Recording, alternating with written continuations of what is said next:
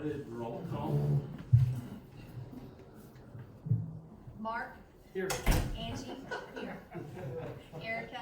Here. Mike? Here. MC? Here. JJ? We'll go ahead and join me for the pledge.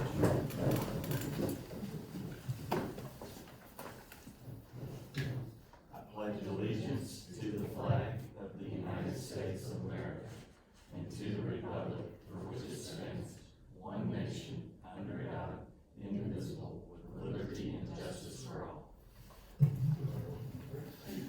Most gracious Heavenly Father, Lord, we come to you this evening to give you our praise and thank you, Father, for the country we live in and the city we live in. And Father, you alone are worthy of our praise. We pray you be with this meeting tonight. Bless all those that are here and the households represented. We pray you be with us as we conduct the business of the city. In your name we pray. Amen.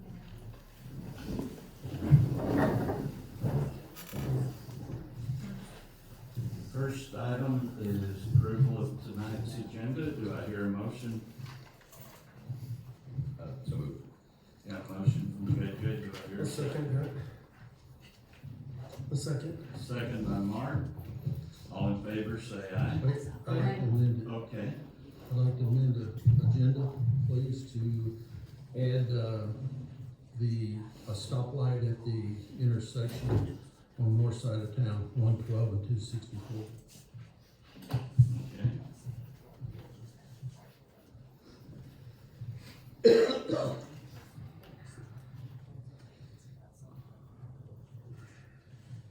Number 6 will be discussion of stoplight. Anything else? Okay. Do I hear a motion to approve as amended? So moved. Second. Second. Second by Erica, motion by JJ. All in favor say aye. Aye. All opposed, like sign. And that is approved.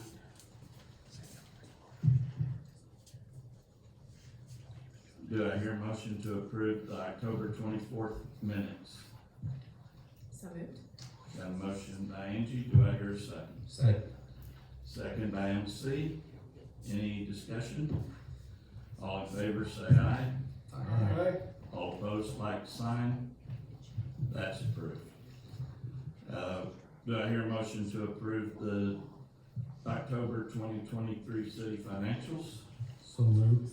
Got a motion by Mike. Do I hear a second? I'll second. Second by Angie. Any discussion? All in favor say aye. Aye. All opposed, like sign. That's approved. Do I hear a motion to approve the October 23rd water and sewer financials? So moved. Motion by MC, do I hear a second? Second. Second by JJ. Any discussion? Yes, we tabled the August and September water and sewer financials last month. Are those up for I review as thought well?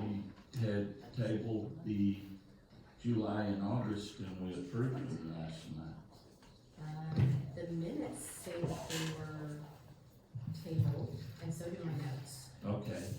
For August and September. Then I would, as soon as we do what we do with this month's, I would say that we need to table those and I need to get the actual financials back in front of you for those 2 months. Okay, And we'll do that in, okay, if that is agreeable. agreed.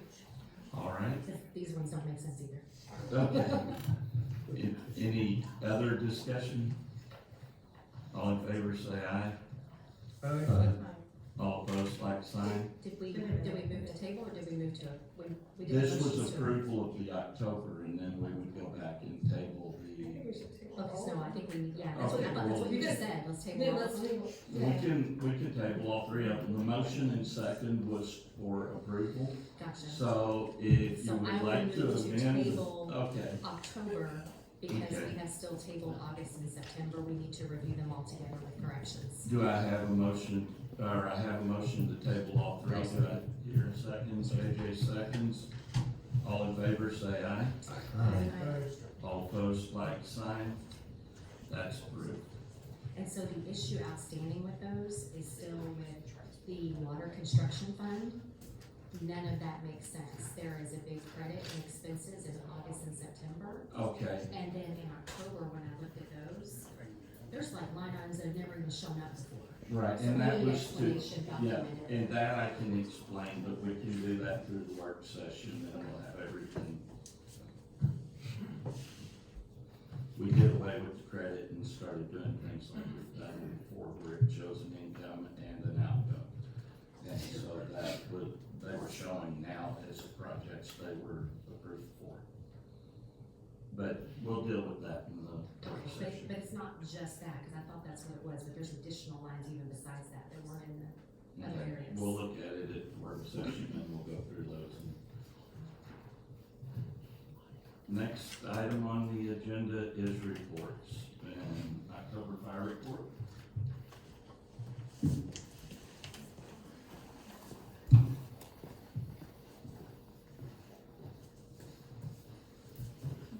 Any questions? It's just been doing business as usual. All good? Yeah, we're still working on some of the issues with the building, but, probably gonna get with the mayor and next mayor too on those issues, see if we can get it all pretty cool on. Other than that, had a few fires lately, along Brown Road in the morning, 2:15 in the I was morning. gonna say, I heard you being on that, actually. Yeah.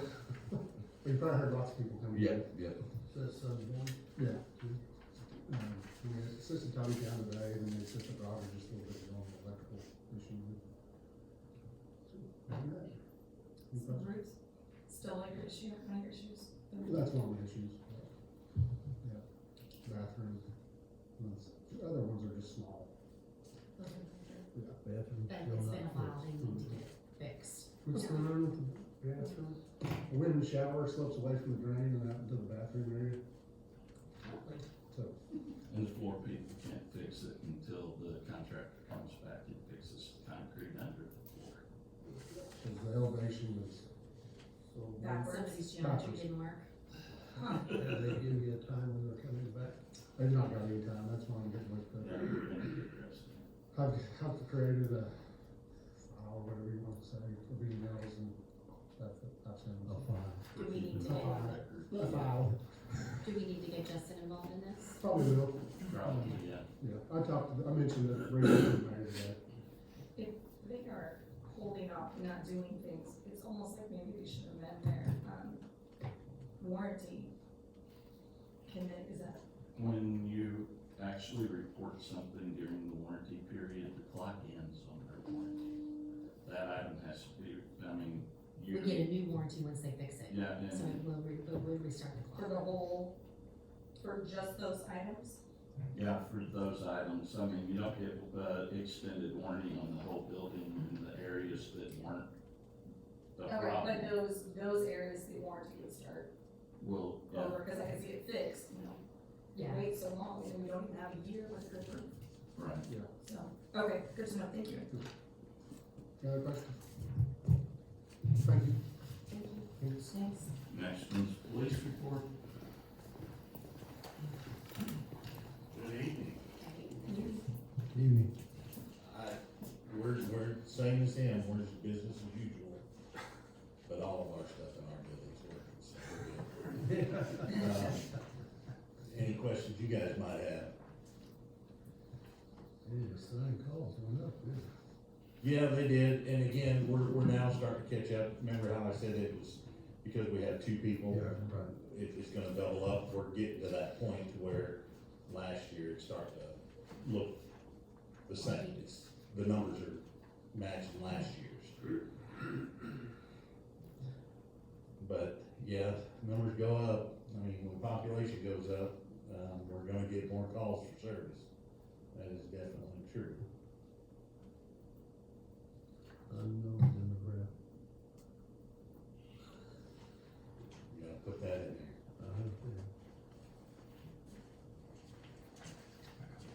Yeah. All right, thanks, guys. Thanks, Rick. Next item's the water and sewer report.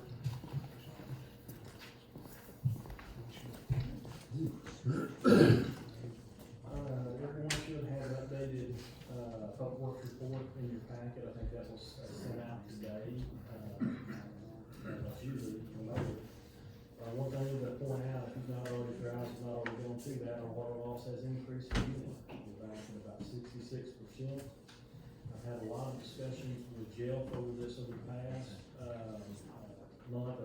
months specifically, but more so the last month, we talked in our water and sewer committee about the opportunity to, contract a third party, company that could come in and do a study and analysis of the system to try to determine all the locations where we're leaking. We've received a proposal on that, we've not gone through it fully, but I've already sent it to the mayor as well as MC. Generally speaking, it's about 4 weeks worth of work, field work for them to do this, for $30,000. That's what they were charged to do. In my discussions with Jeff, he said, we are finding leaks as a city. The problem is, as we're completing these leaks, we're getting more leaks. So we've got basically a two-pronged problem right now we need to try to figure out. One is we need to correct the leaks that we have, try to find out why we're having the leaks we're having. He's concerned about some of the pressures in the system, so we're talking through that, and he's going to run some traps with Bentonville to see if they've made any changes recently to some of their operating pressures. With what he is seeing is a little bit higher than what we anticipated back when we connected to Bentonville. I actually pulled that file today, did some research on that, so we're running those traps right now, so we speak, try to figure out if there's anything else out there that we can. How high are we seeing, over 100? He told me there, Pebble Beach is one of your lower areas, and he said he has seen some pressures as high as 200. Oh my in that goodness. area. And it shouldn't be but about 150 or 160 based on, the tank elevations and the hydraulic gradient of Bentonville. In that area. In that area. Where's the areas that you said? The higher the elevation, the lower the pressure. So as you go north, your pressure should be a little bit less. Like up by me, it's probably closer to 100, I think. That's correct. So your lower areas of town are gonna have higher pressure. Makes sense, yeah. So we just wanna verify, and of course, he's requesting some of the data on our meter station to see what the pressures are there. I know that those should be based on the original switch over back, this has been back 2009 timeframe. So again, we're gonna be looking into that also. One of the things he did point out in our discussions is we have not had a failure in the main line, in quite some time. Most of these failures have been at the meter setters at the homes, and he feels confident they are related to pressure. Now, when you have things that start wearing out over time, you have 1 or 2 breaks in the meter setter, and subdivision that was all installed at the same time, well, we're starting to see some repeat items, and once we fix one at this location, there's another location in the same subdivision has some problem, and another than another. So if you look down there on the bottom of leaks detected, as they're fixing these, we just continue to find more. So what may be a smaller leak originally, as they fix a leak, you've got another weak spot in your system, now that's becoming apparent in their finding. Many of these leaks still are not coming to the surface. He said you have to listen for them, and you gotta look for them. So as we continue our discussions, and I know this was discussion at the last work session on the potential of bringing another company that assists with the day-to-day operations and field operations, if you will. That is one thing that Jeff pointed out, is that our staff, we're down on our staff, we have problems that we've identified we need fixing. We need staff to make those corrections, so we're in a catch-22, if you will. I sent you an article, I don't know if you got it or not. I did. You did, okay. Yes, sir. And we're familiar with that type of, analysis, and that's something these guys can do as well. It's more than just listening. You can actually put flow meters in, isolate areas, and all that as well. Rural Water does have that capability as well. They're trying to get them in here to help do some isolation work also. In the meantime. Daniel, is there anything that you can do about those high pressures though? Yes, there is. We wanna verify that and see what he's seeing. But what he has used his gauges and determined that has approached the 200 PSI range. I looked up through some of our files where we've done some fire flow testing, here within the last 6 to 8 months. And we saw around 160 of what I would expect in that area, but we're gonna do some additional checks to see that. Now, if those pressures have increased, what we can do is put like you have in your home, a pressure reducing valve. PRV. We can put a PRV on the system. So you can actually put one of those on the system at the metering point and adjust the pressure of the whole system. Right on, So okay. we've got some Okay. options, and That makes sense. we've been talking through that right now to try to determine that best path forward. I have a couple questions. You mentioned rural water, actually, I put a question mark about that. I thought rural water came out. Like in, like in the last, like 6 months or something, did they not provide anything? Yes, Or they were- did. They did help locate some, lines. So they're only here for, we only get them for so long, and they can't That's correct. do a whole 4-week thing that we're talking about? We are a member of rural water, just as several other municipalities and water systems throughout the state are. So they support all of their members. So for us to be able to get them for a 4-week time frame is very difficult because they're running to different So how long did locations. you have them? We've had them probably the longest, about a week. I think one time it was a week, and then we've had them 3 days at another time, and they've been here, I think, 3 or 4 times this year. 3 or 4 times a month? And the city does have listening devices as well. Jeff realizes that pretty often as he's going out and looking for. He's basically having to do this all on his own because we have 0 staff. And the staff we do have is Yeah. completely untrained and uncertified. I think So we have that, basically a one-man show who's only part-time because he doesn't actually even live here. And I did have one other question, see if you don't mind. Holden. no, go ahead. So when you're talking about high pressures, I know that, so if a resident, if you're talking about if there's high pressures in developments, and you're seeing, I mean, I saw Brentwood digging up 2 different spots, I don't know, less than a month ago, Mhm. and it kind of makes sense from what you're saying. But now if the water break is on this side of the meter, it's responsible for the homeowner, if it's on this side of the meter, it's responsible for the city. But if we have high pressures, if we have any of those cases, if we're concerned about high pressures in those areas, how, Are we potentially putting burden on homeowners? exactly, like, how can we Inappropriate pressures. say that this is your deal when you're talking about, we're concerned about pressures? I think that if anything happens like that, I personally would like to, is there a way to check the pressure on a couple houses up, and if that pressure's high, I think that should be on the city, that's not on the homeowner's fault. Well, that's, would be difficult to do. We can check those pressures, yes. But whenever you have a system such as ours, and many systems exist like this, you have high pressures in your distribution side. You have a PRV in the homes. So most of your homes are gonna have that protection that PRV belongs to the homeowner. Yeah, So your Okay, pressures okay. in your home are not that high. it's funny, I was asking Daniel about this, cause I gotta get a PRV replaced in my home, cause the plumber said it was 100 and that's too high. And And so you're you higher. wanna be like 75, 80. Okay, But well, I I got a guess, PRV, but they fail over, Yeah. over time. okay, so, I don't know, I'm just obviously concerned about the residents, we're talking about high pressures, but you're saying that all homes should have it, or most homes do have it? All homes should have the PRV. Should have it. Okay, based so on then plumbing it's- code and the home builder, the plumber that assisted with the home. based on- So, on the homeowner's meter side, that all should be normal pressure then, after it goes, If they get a working PRV. The PRVs are typically located in your home, and so you can realize higher pressures between the PRV and your meter.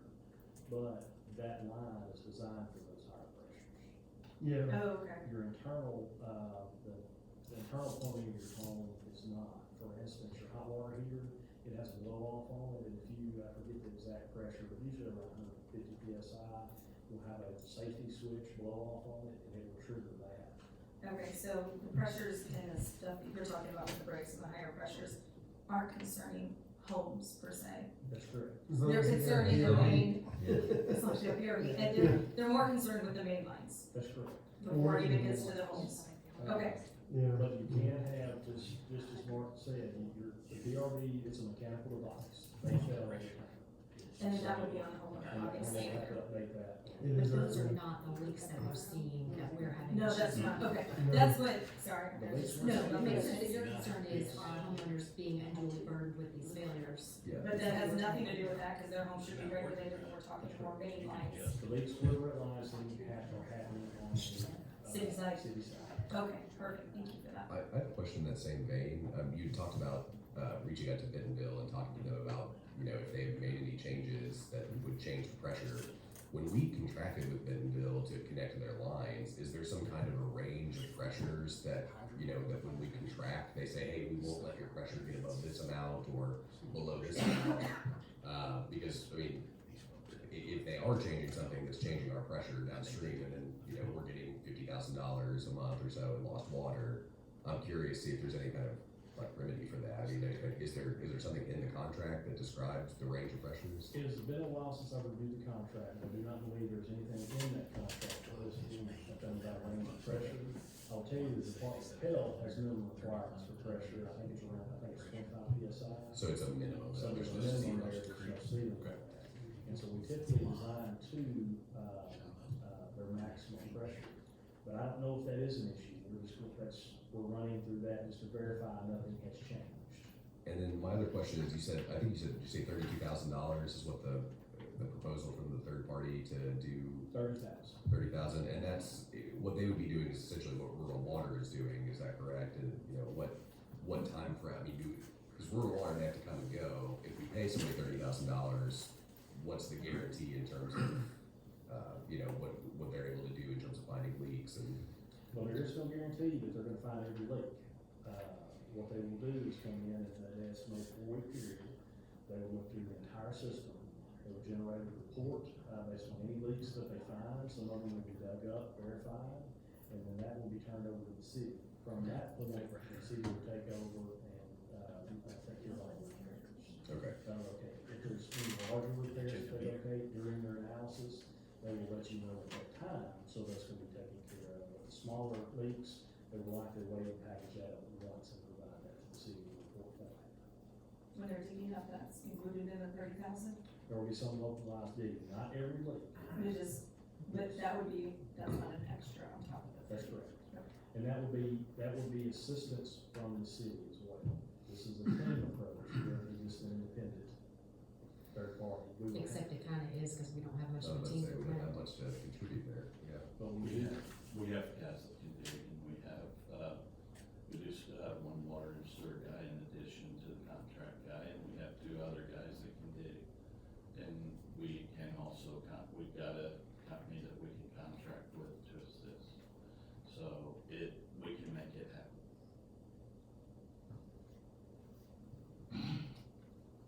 Any other questions? So I hope to bring back some better news in their future meetings, but, we are working. Thanks, Steve. Appreciate it. Thank you. November Planning Commission meeting.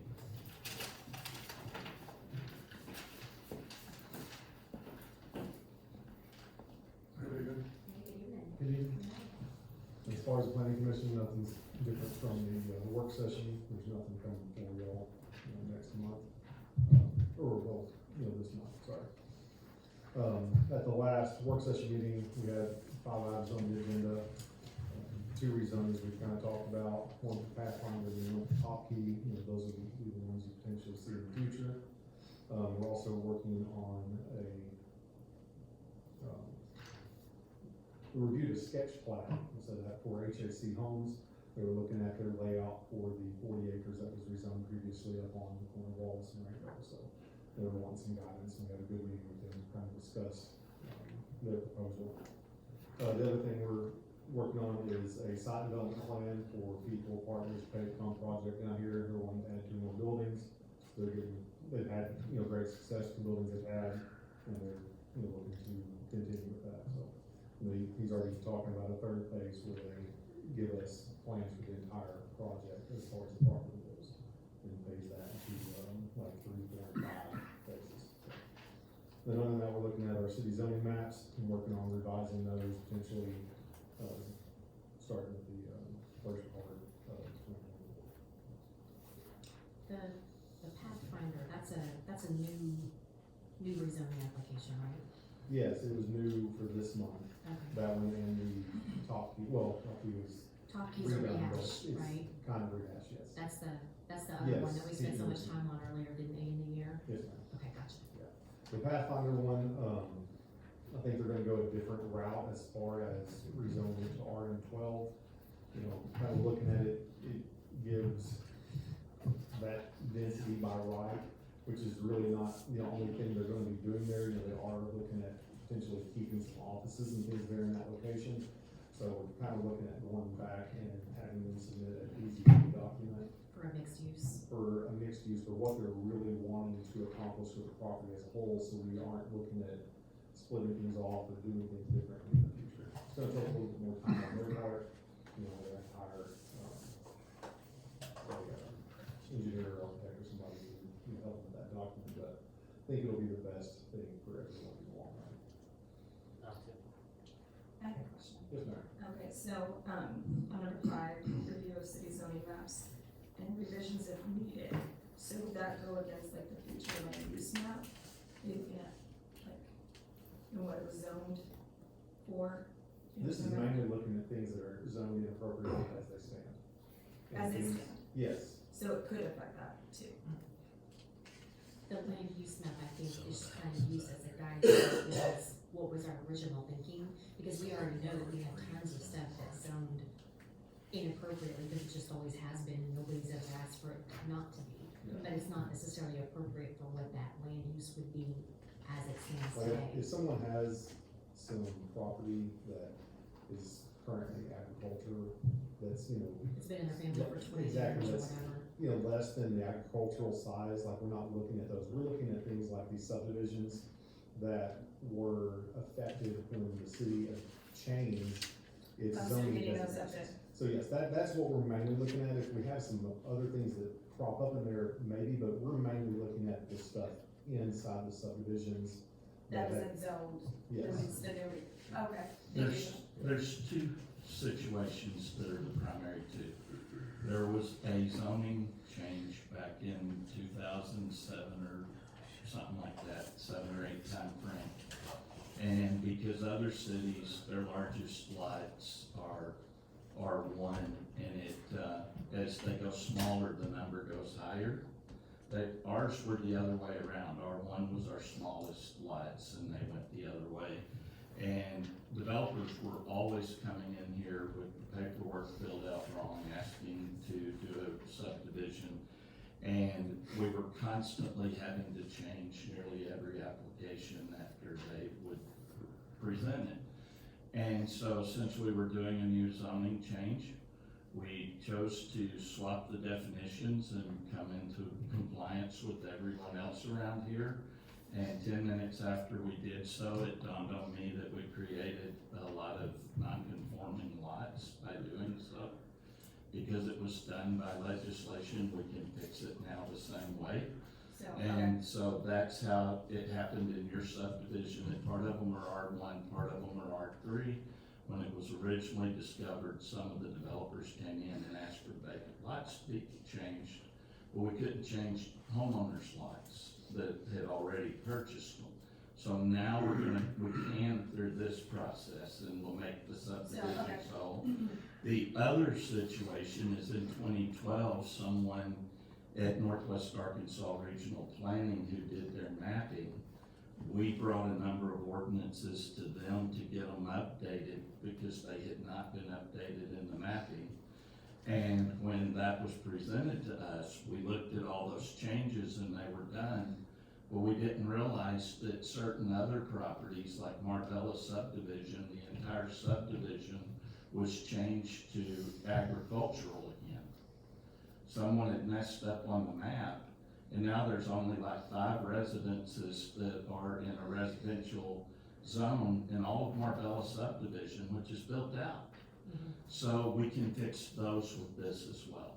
okay, so And you're just those- looking at getting everything on the same page? Correct. That was my question. That's Okay. the target, is to fix those things like that. Okay, perfect, thank you.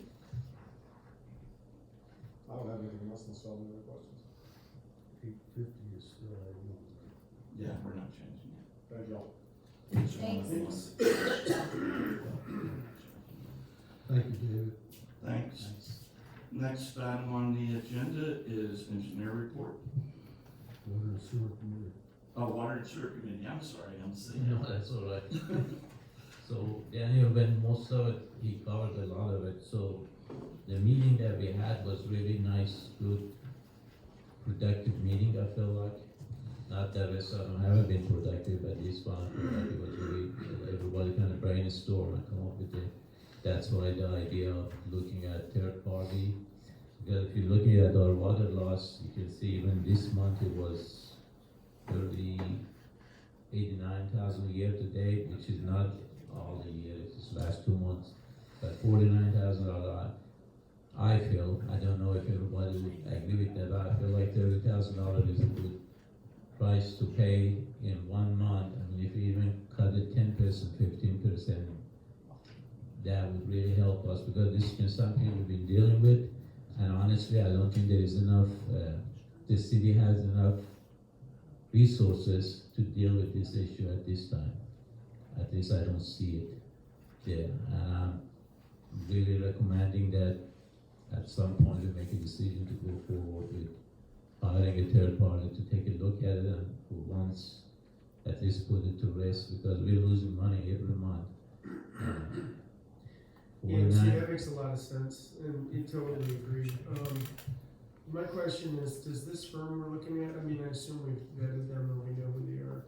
Do they have much of a track record that, gives us confidence that they're gonna be the right firm to hire for that? They're actually from the East Coast, but they've actually done quite a bit of work in this area, Eureka Springs, Prairie Grove, Augusta, just to name a few. We have visited with Prairie Grove, and they were happy with what they were able to do. This is based on the evaluation they did, paid for itself. That sounds great, Daniel, and I mean, I was assuming that you had, that the answer was yes, and kind of congruent with what you just replied, but I wanted to ask the question anyway, so that's even better, so that sounds pretty promising, that they got that payback period of 1 month, that's amazing, so, good, and we've got a lot of low-hanging fruit, a lot of ripe, targets for them, so to speak, so, that sounds good, right? Yeah, I think if we keep doing what we're doing, we're not gonna have anything, different results. So Yeah. we We're just not have to do making- something We're spinning different. our wheels and we're getting nothing done, we gotta do something different. Yep. So that was one idea. The other idea that I'm highlighting the important things that I feel like they're important. The rest of them we can go through the rest of the report. If you have questions, either me or Daniel can answer those questions. But the lightning protection for lift station at Otter Creek, I think it's really important, because if some lightning happen, hit it, then our system is down, then we have to go to backup. So I think it's a good idea. That was one of the ideas that came up during our discussion. Mark was there. I think it's a good idea to take a look at it and have I want to start looking at what we can do to prevent things rather than wait until it happens and then deal with it. At least that's what SOAR committee is looking at right now.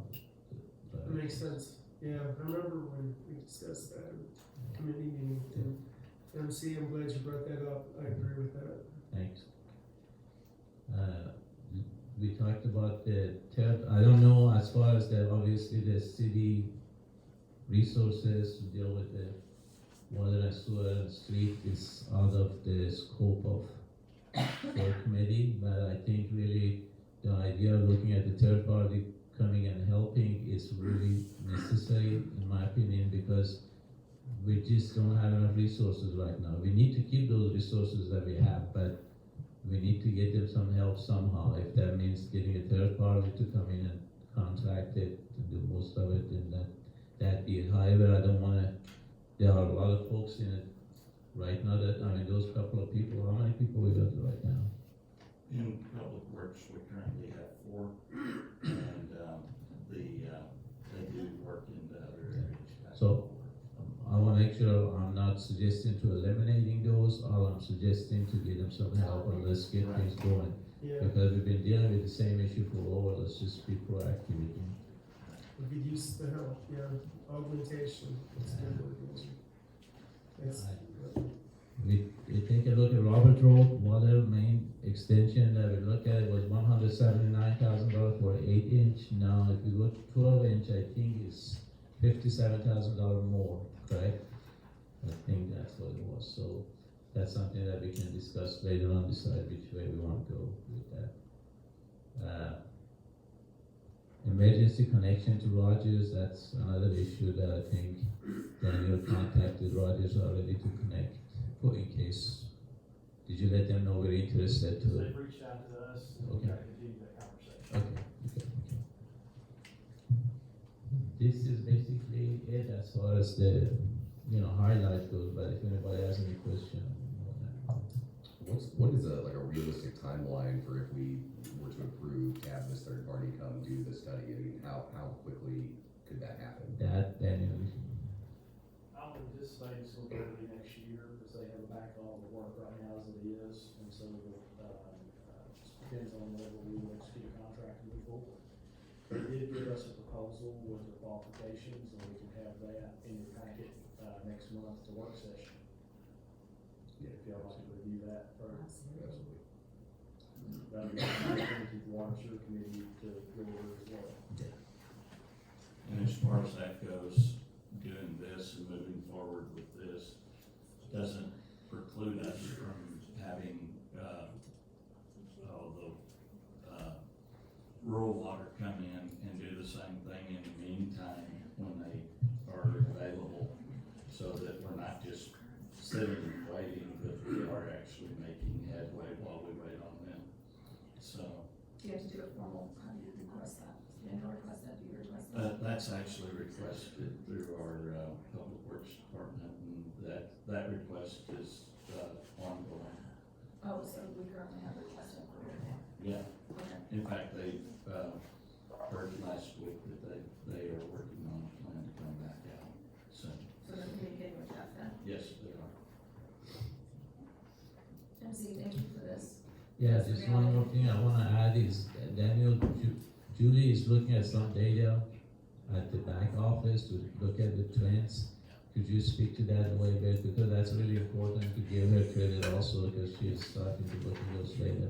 She has been, but doing it more now, I guess. Yeah, she is. What we're trying, we got a lot of good data, with water reporting, water usage and all, and what we have.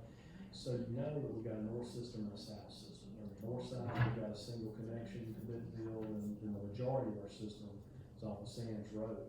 And we asked her to see if she can split that up, and see if we can determine where that water loss is coming from, to see if it's uniform across both systems, or is it just in one or the other. We think it may be more down here. That just helps us pinpoint where to go, She's looking at the trends on daily basis now, so, which is great.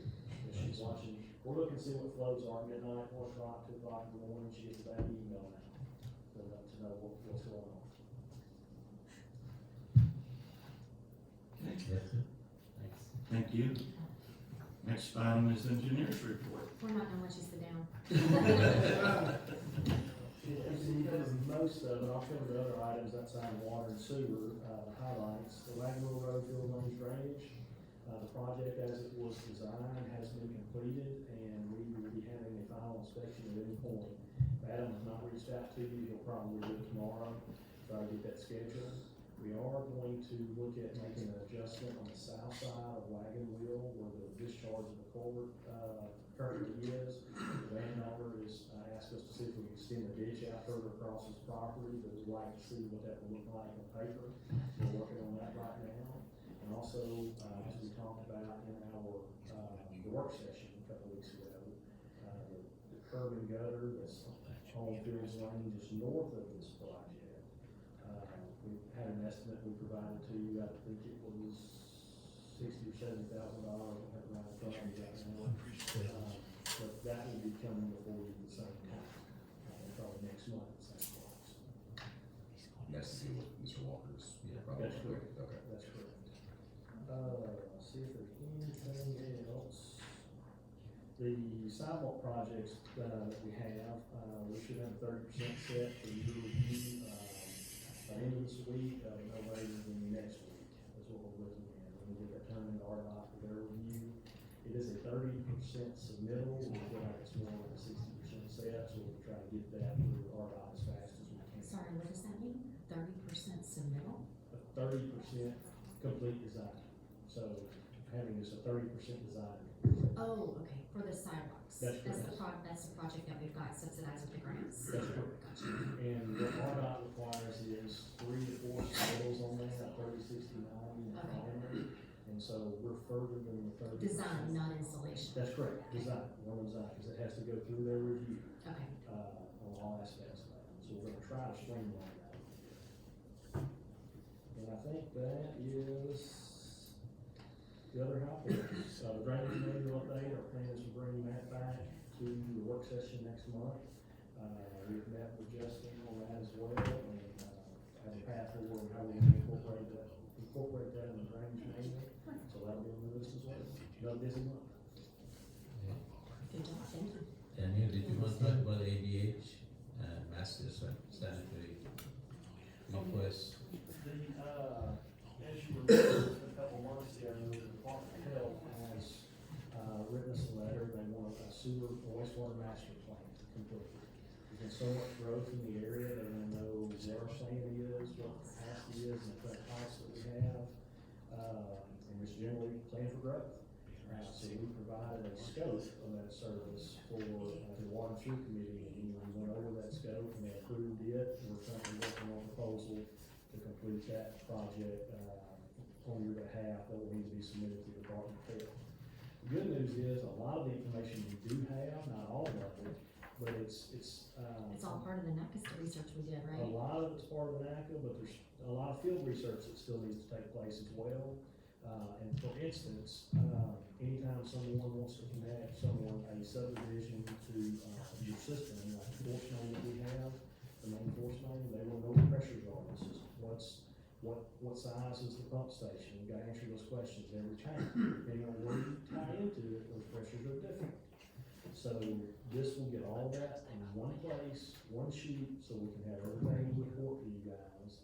And it's good that we have a lot of this information, we've got a lot of this information, but unfortunately it's in the heads of several We of don't us. have it documented anywhere We yet. need it documented for you, the health department wants it documented, so it'll be good for you to have.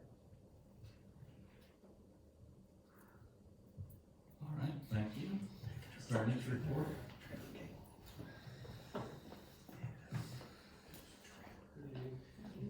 A couple things here. You all discussed, a couple of the items, but, certainly over the last month, I've worked with, as Daniel mentioned, worked with, Daniel and Adam, drainage code things that we're gonna be bringing back, before you. Also worked with Juliet on zoning code changes, that are underway, that David, mentioned as well.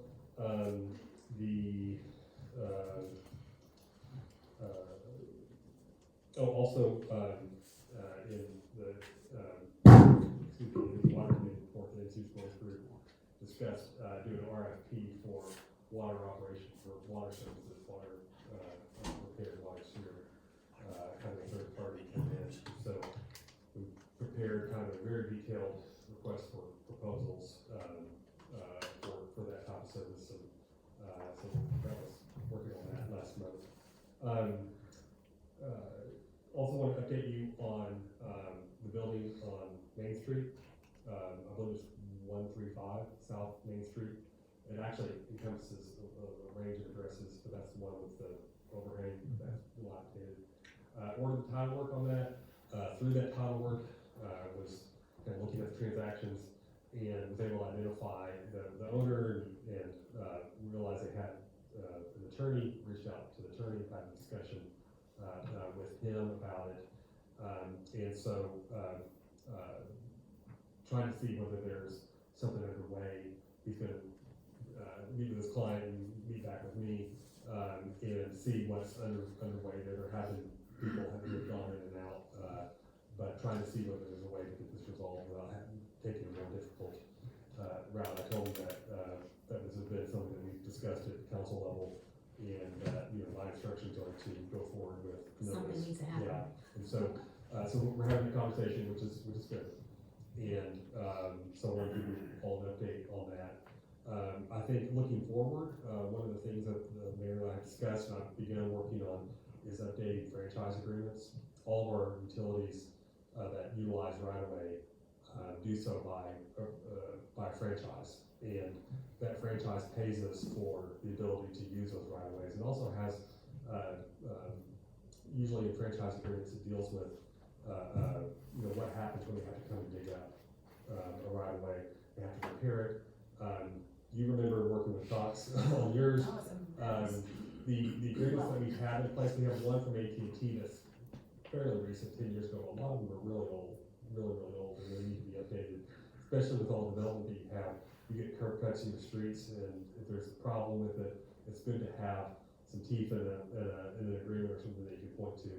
And so having gone through this process in some other cities around here recently this year, been working with the mayor on also bringing ours up to date. So, I think over the course of the next number of months, we'll be bringing those forward. And they're fairly lengthy documents, but they're gonna be with water, they're gonna be with gas, they're gonna be with electric, your cable, and fiber, as well. So, those are important things, but, by law, you can charge up to 4.25%, franchise fee on those utilities. On cable, you can do 5.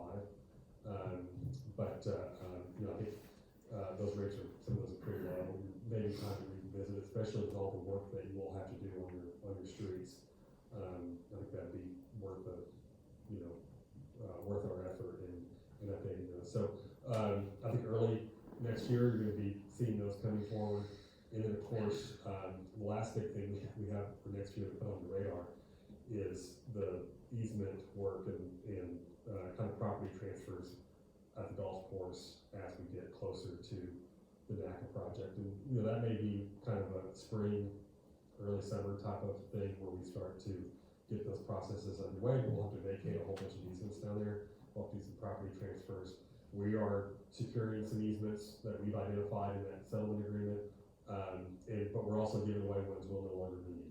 And so, that's gonna be a thing next year. And like I said, I think springtime or somewhere around there, we'll start cracking that open again and try to get those processes underway. And hopefully by then we'll have a pretty good, start to get a better idea of target, when the changeover will happen. But, that'll be sometime next year too, to get ready for that.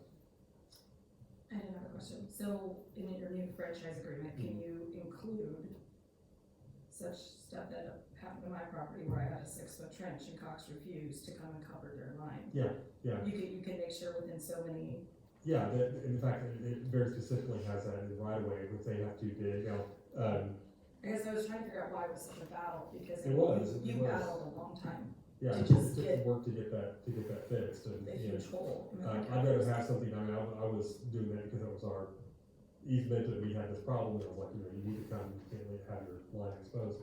But in these agreements on their work, whenever they have, an issue like that happening, the agreement requires them to restore the, property as it was before. And so, that would have been easier for me to have been able to point that out. And we've had, Daniel has, sometime earlier this year, I can't remember what it was, but I think, what's that? Yeah, Pace Lane, Daniel had to, do the same thing with utility when, a flood had kind of carved out part of it. He had to say, you need to get this fixed, and he and I had talked about that one. So I think it's time to kind of have a more complete, up-to-date, agreement. And also the other thing is a lot of these utilities have changed hands. You look at what the AT&T used to be, 30 years ago, 40 years ago. There's been a succession, and interest change in names. We now have Black Hills Energy, where it was being something else before. So just kind of bringing all that stuff up to date is a good thing. But I definitely would like us to have more teeth on that. And where it becomes expensive too is when you have a cut in one of your streets, and you often see that when somebody has to cut a street and they come back and fill it, and then immediately it starts to be a dip, and you have to get back out there and refill it and all sorts of stuff. We need to have somebody to address that, because that can get very expensive. So those are, probably 5 or 6 franchise agreements that are going to be coming forward, and they actually get passed as an ordinance. So it'll be kind of a lengthy ordinance for us to go through. But in the end, I think it'll provide some better protection, and could potentially, depending on what you guys decide, provide you with a lot more funds to be able to maintain those right of ways as well. So. Great, thanks. Anything else? Justin, do you have an update on the coffee shop? Coffee shop, Kim and I have talked about the coffee shop lease. Can you remind me what date that is again? February. Sorry? February, they're gonna start having to pay rent. Yeah, February, there was a 60-month, build-out allowance that was in the previous lease, and that ceases to, be an allowance in February, so they're gonna have to start paying rent. And so, there's a notice that's gonna be sent to the coffee shop that says, we'll start on this date, is when your rent obligation is gonna kick in. I believe, and you and I talked about this by email, I don't have it in front of me, but the lease term expires in 2025, right? 2025. 24, the 2024, 25, we talked about this by. I thought it was 2025. But the lease term is expiring. Yeah, the lease term expires in 25. Yeah, that's 25, so, but it's not that far off, and so we thought about also it's included in there that, you know, that the lease is not gonna automatically renew, you need to renegotiate or, this will be the last lease term, and then, so back in, when 2025 comes closer, you all can decide, what you wanna do, and they would have to So the decide. city owns that property, and The we as a council need to decide That's if we correct. wanna continue to utilize that property Yeah, to lease it out. And if we do, what rate we wanna do it at, because, 600 a month is very much below what the going That's- rate is for that- commercial property. Yeah, that'll be the rate, I mean, right now they're 0, right? Yeah, but And then in but it's February- based on a $600 a month until the end of 25, or till That's the right, date that's is. what I was gonna ask, so in February, they'll start paying 600 a month?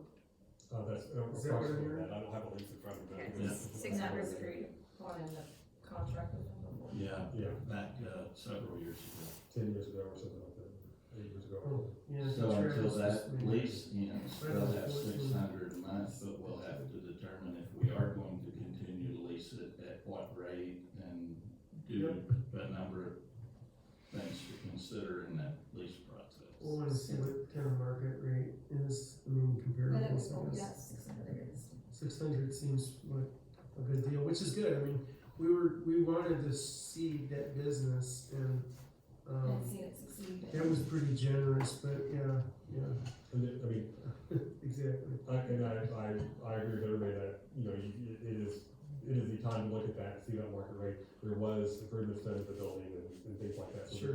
it's been a complicated situation, but, thought would be best to go ahead and send out a notice now saying, it's not gonna be renewed, so, let's come to the table, and they may come with some, proposals and ideas of their own.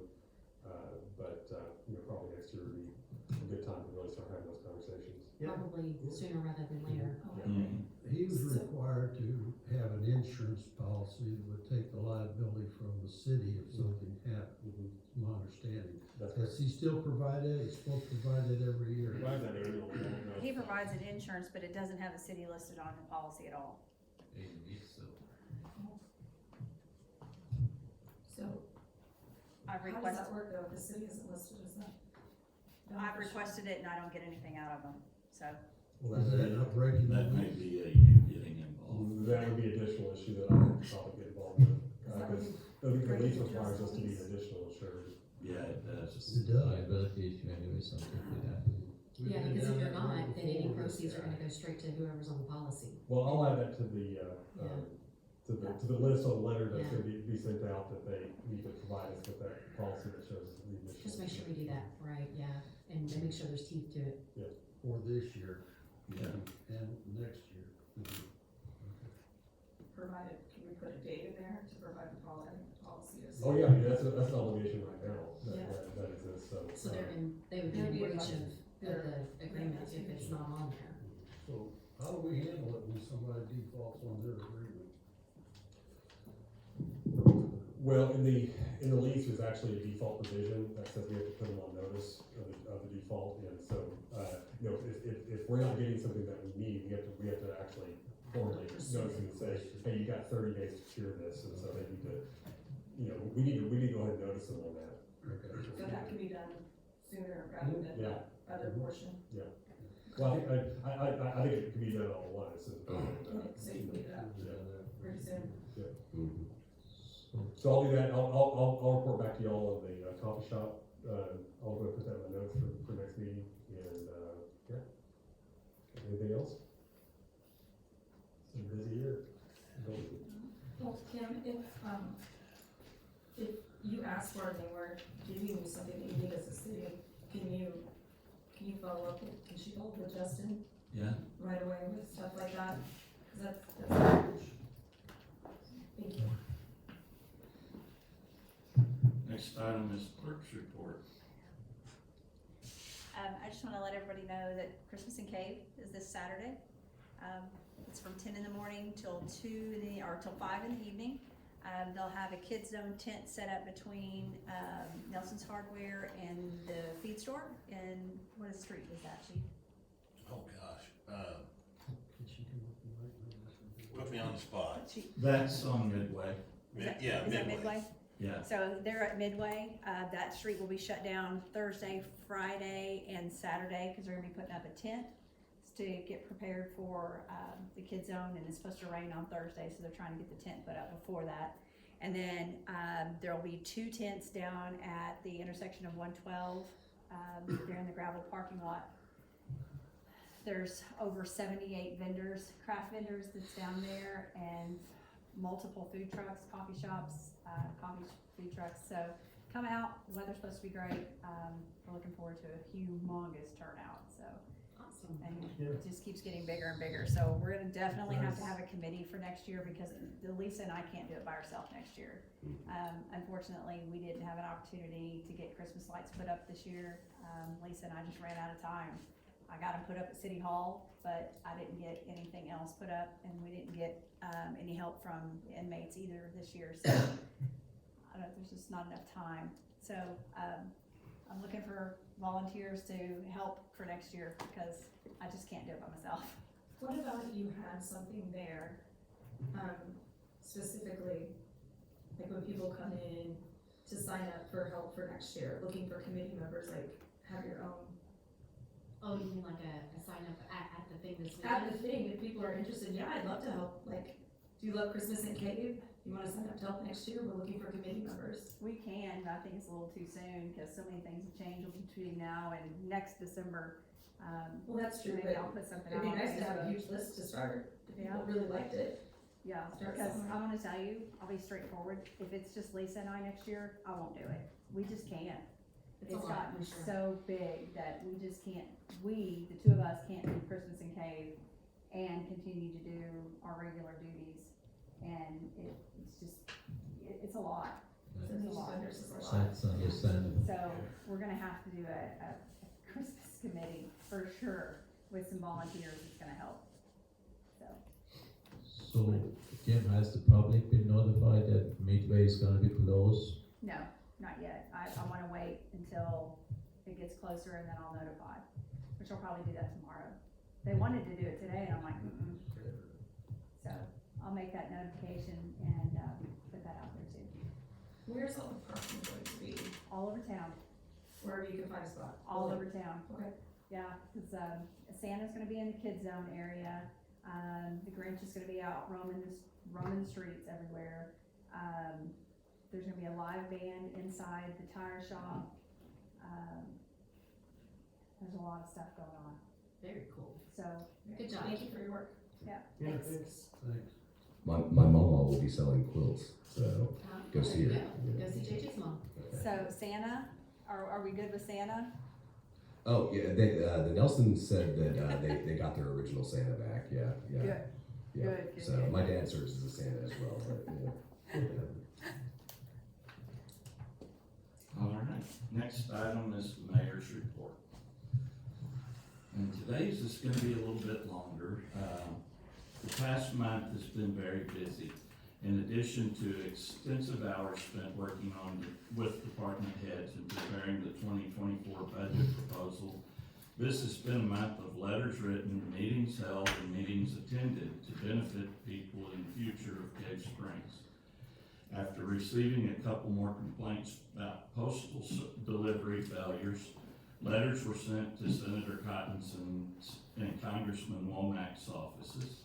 Ongoing failures that have been commonplace since mail processing and delivery was moved from Cave Springs to Lowell were pointed out.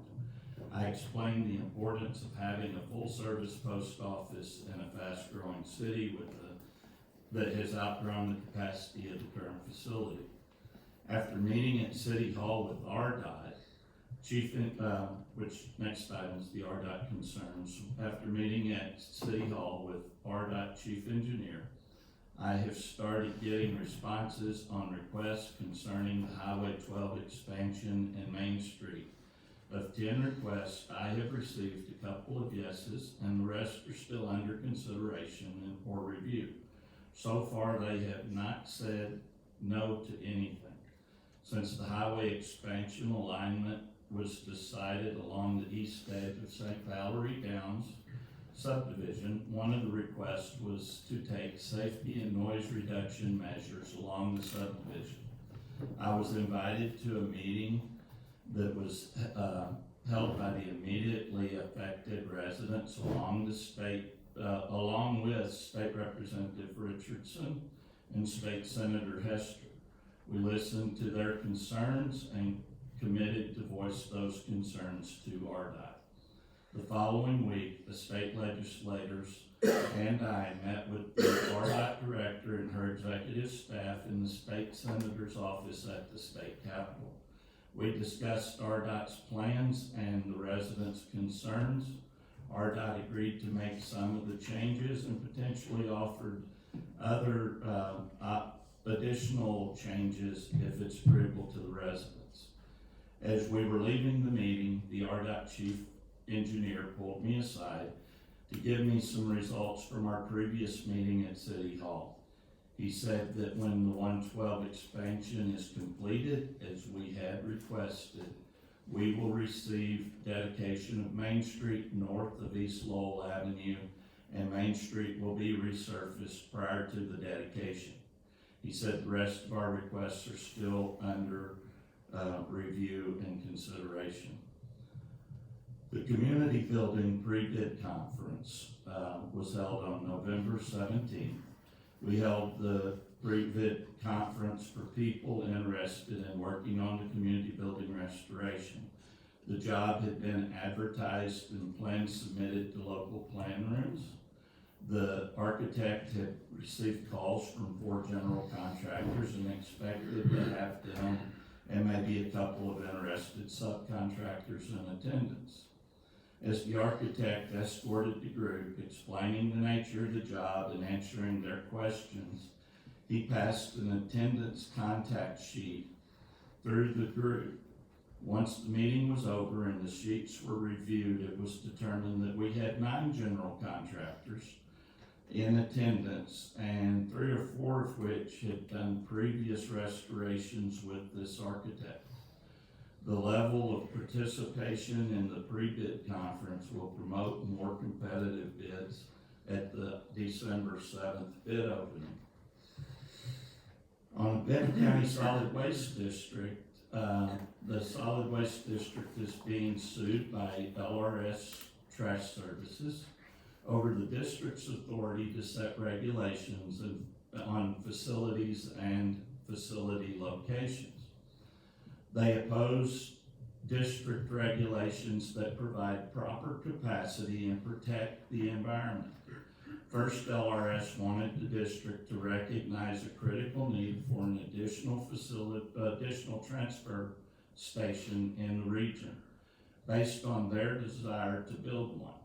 Next, LRS wants to build a new transfer station less than 2 miles from Beaver Lake, which is prohibited under the current district regulations due to karst and the fact that the lake is used as a regional water supply.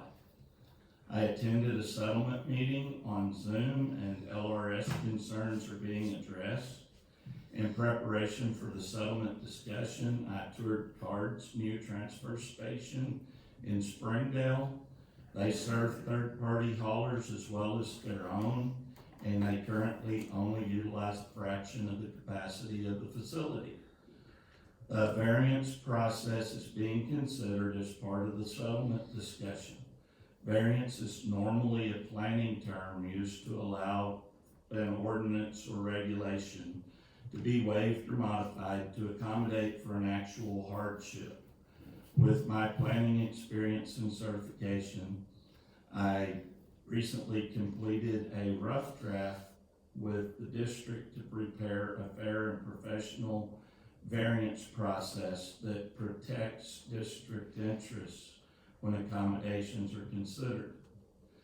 On bicycle and connectivity, Rogers has been designing and expanding extensions to the Greenway Trail. They are creating access and connection to more residential and commercial areas. Walmart's goal when the new corporate campus opens is for 10% or more of their employees to bike to work. They project that trail, side path, and sidewalk expansion and connectivity points will be required across Bentonville, Rogers, and into Cave Springs to make the goal attainable. Just as we coordinate with neighboring cities on master street plans, we reviewed Rogers' plans for trail expansion and alignment with considerations for how they can make their plans work with ours. One example is that they will be changing the alignment of the trail in Mount Hebron Park to accommodate a connection with the new Cave Springs development just to the north of Allen's Mill. In conclusion, we have also been actively pursuing added efficiencies. We prepared, advertised, and contacted providers with an RFP to research the viability of outsourcing water and sewer system operations. We have proposed a needed water system expansion by change order to eliminate mobilization and reduce costs. We met with developers, contractors, and regulators to keep projects on target, protect financing, and comply with grant requirements. This has been a month of challenges and rewards. We were very busy providing solutions and making things better for the people of Cave Springs, both now and for the future. Thank you. Next item is public comments. Do we have anyone that would like to step up to the mic and if not, the next item of business is a resolution to ratify and approve final monthly payment to Waste Management. Do I hear a motion to approve? So, Got a motion by, was that Erica? And do I hear a second? Second. Second by Mr. Middlecamp. What number is this? 2023-40. 40? Okay, any discussion? All in favor say aye. Aye. All opposed, like sign. That did pass. Next item on the agenda is the resolution to ratify and approve the mayor's execution of a change order number 3 for the water main extension project for the city of Cave Springs. This is another one of those like we did recently with Pace Lane to adjust for the cost of some of the products in as far as the volumes. Do I hear a motion to approve? I move to approve. Got a motion by Mark, do I hear a second? Second. Second by MC, or, Who's vote? okay. You can have it. Tiebreaker. Any discussion? Yes. Okay, In the exhibit here, on the back page, this amount's already been approved back in July. You signed it, July 24th, 2023. some of these that, and we've done this throughout these large projects, and this is one I meant to bring in August that didn't get here in August for some reason. It got overlooked. Has it already been paid? It has, It was paid, and that's why it's being ratified now, is because, We got the cart it before had the a horse. time frame that had to be paid in, so I did sign it as I've done at other times. And I bring them to y'all to ratify, and this one got omitted somehow, so we're remedying that omission tonight. Okay, on the next page, the back of the next page, there's a total change order of $35,399.12. And if you go to the final total, Yeah, the page across from there.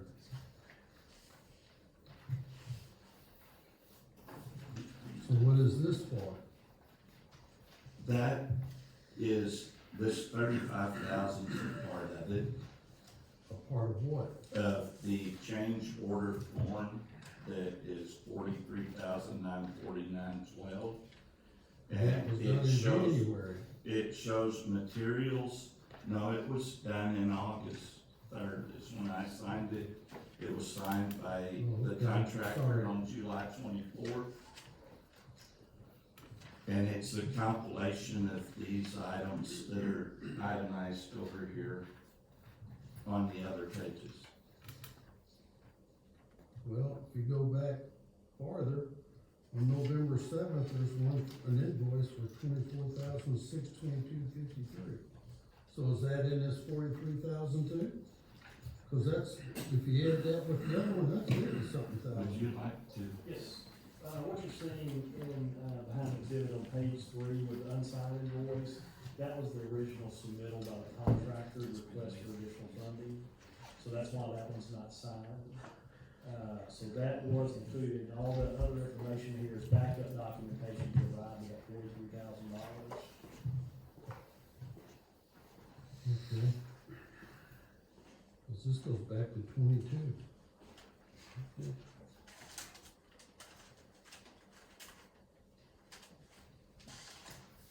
Any further questions? All in favor? Once this is paid, is this completely done? Because this is the second change order on this project. It's not completely done. The project, we're holding, trying to remember, roughly $165,000 in retainage, plus, there's an additional, probably $30,000 to $40,000, maybe $50,000 that we're holding as well outside of retainage until the grass is growing to our liking. And the contractor is looking to be paid to have it finalized hopefully in the next, about the end of the year, if you will. We have reached out to one of the last remaining landowners to make sure that they were happy with what they have. And as of this afternoon, I don't think we have heard back. So the project itself is complete and there is no more work being incurred. That's- So we should not receive any more requests for change orders. That is correct. And we will not pay any more requests for change orders. No, there will be one more change order, the final reconciliation, which it should go back. Well, not should, it will go back. There's some items in there that were not used as well. Okay, so the $135,000 retainage that we are holding pending verification of appropriate completion of this work, we're not gonna pay that $135 because that last change order is gonna reduce that final amount. No, they're due the $135,000. As a part of the total contract amount that you say goes down. Yes. So we're not gonna actually pay out that $135 once they do their reconciliation. Right now, with the change orders we have, you got a contract price here. Of $2.735 million. That's right. So when it's all said and done, we're gonna end up just a little bit under that $2.75 million. Except we've already done change orders for $84,000 and now this $44,000 that we're about to approve. That's correct. So that's pretty close to $135,000. 85, they've been paid for most of the 85. And that change order was for a. So total contract price with the two change orders is $2.86 million. So you're saying of that $2.86 million, we have paid them all that $135 retainage? $2.86 million is total, around 135 or 160, 150 or 160 plus another 40,000, 50,000, somewhere around that. So I don't know the exact number. close to $190,000 is So- outstanding, That is owed to me, owed to them. owed to me. But then you said we were gonna do a reconciliation, and that number's gonna come down, because we didn't use everything in the contract. That number that we, the 190 is not going to come down, 2.86 million will come down. But not, How are we gonna get money back if we already paid them all that money? So why would it come out of? what Why we would it not retained? come out of what we retained, right? no, you have a contract, this is a unit price contract. So what we did was we probably had 30 or 40 items that we've estimated what we think it's going to take to complete the project on a unit price basis. So some of those items overrun, some of them underrun. There's been a few things that we did not install. This change order incorporates a few things that we needed to add to the contract due to unforeseen circumstances. So as we're moving forward, we do a change order based on estimated quantities, and that gets us to a contract price here. That's not a lump sum price, that is. So we you're can saying pay we up have to not that. paid them 2.86 million less 190,000? We don't know how much we've actually paid them, is what we're saying, from this piece of paper. From this piece of paper, no, and I don't have that information right in front of me. Okay. So these other additional pages here, That just makes sense. invoices that were submitted to us, and they have been or have not been paid? They have been paid for this. That's retained. Bless you. How do we know we're not gonna get another change order request for more money, or that we're not gonna pay more than $2.86 million? We'll tell them no if they request it. Well, we already paid it, because now we're just being able to ask to approve it on the back end after it's already a done deal. So how will we know The others have not been. the others have not been what? Have not been, paid yet. This one is one piece that had been because it got, But we don't see all the pieces, so we can't tell, so how do we know? I don't think you can answer me right now, is what I'm Right, saying, and- but I think what we're saying is that we need to know how much are we And we can actually put paying, instead together of a just saying, report. yeah, we approved this 40,000, yeah, we approved that 84. We could approve all those 18 times and then end up paying $4.6 million and never know the difference. That's what we're concerned about. and as project manager, they are tracking and I can get you a report. And that's not a problem. And the 85 or 84 that you're talking about was an expansion of the overall project. It wasn't a part of the original contract. Yeah, and I mean, I'm not project. saying it's not legitimate, I'm Right. just saying we can't tell.